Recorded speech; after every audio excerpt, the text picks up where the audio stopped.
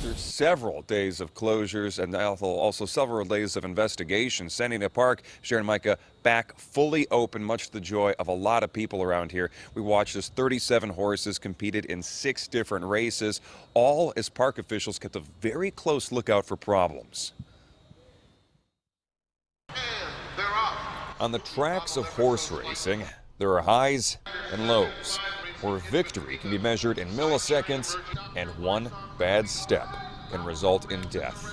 Unfortunately, this is a high-risk sport. Arguably, no one knows that risk better than racehorse owner and breeder Josie Goldberg. I had a champion, her name was Only Josie Knows, and we just got to the highest level racing, open racing, and she was about to win. She was coming on the 8th pole, and she took a bad step, she broke her leg, and she died. Josie lost more than a horse that day. Years ago at Santa Anita Park, she lost a close friend. She was my everything, and I still cry for her. You know, it's horrible. That horrible experience has happened 19 times so far this year at Santa Anita Park. 19 horses were injured and ultimately euthanized after running on the park's main dirt track. In comparison, just 7 horses died in the same time frame last year. So why such a difference?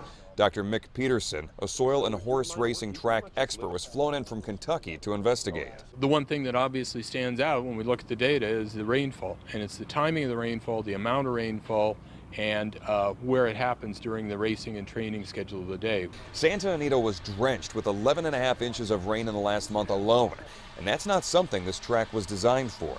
When you have unusual weather, it's always a challenge. So if you were in Miami and you had a dry period, that's probably when you'd have the hardest time maintaining the track because you're used to having regular rainfall.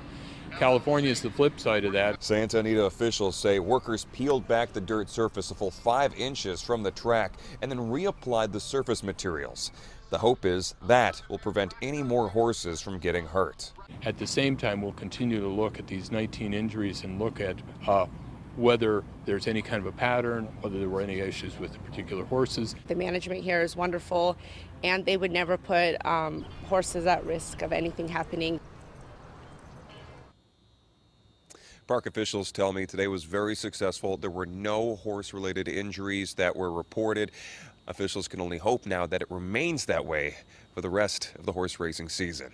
Live at Santa Anita Park, I'm Steve Cooge, KTLA 5. Micah, Cheryl, throw it back to you.